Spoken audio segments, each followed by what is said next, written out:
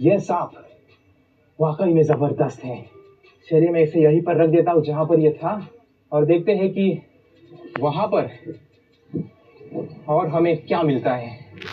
अब मैं जिस घाटी में उतर रहा हूँ वहाँ स्थानिक लोग भी नहीं जाते। ऐसी कहानियां हैं कि इस घाटी में सबसे ज्यादा जानवर रहते हैं, और इस परिवेश को देखने के बाद मुझे उन कहानियों पर भी एतबार हो रहा है। बहरहाल घाटी में उतरने पर मुझे एक हरकत दिखी। सांप देखो यहाँ पर, सांप। ये देख रहे हैं आप, स्पेक्टेकल्ड कोबरा।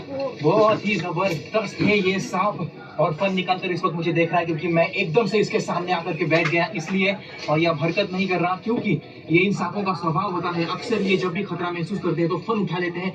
वैसे आपको कमाल की बात बताऊं, जब मैं यहाँ पर आने के लिए सोच रहा था, प्लानिंग कर रहा था, तब मुझे बताया गया था कि यहाँ पर भले ही 50 से ज्यादा प्रजातियों के सांप पाए जाते हैं, लेकिन 2 आमतौर पर मिलते हैं, जिनमें से एक है रेड स्नेक और दूसरा इस वक्त मेरे सामने है। इसका रंग रूप सब कुछ मोनोकल्ट कोबरा से भी मेल खाता है।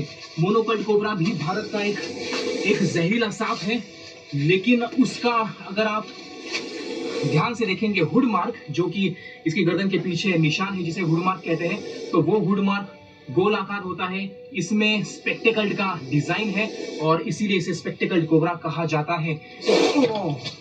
यह सांप वाकई में जबरदस्त है।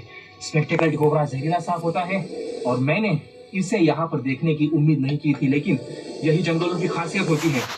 अगर आप वहां पर जाएंगे कुछ सोचकर तो वो चीजें आपको शायद नहीं दिखेंगी, लेकिन अगर आप ऐसी अनएक्सपेक्टेड चीजों को देखना चाहते हैं तो अनछुए जंगलों में आने का ही एकमात्र जरिया है, रास्ता है।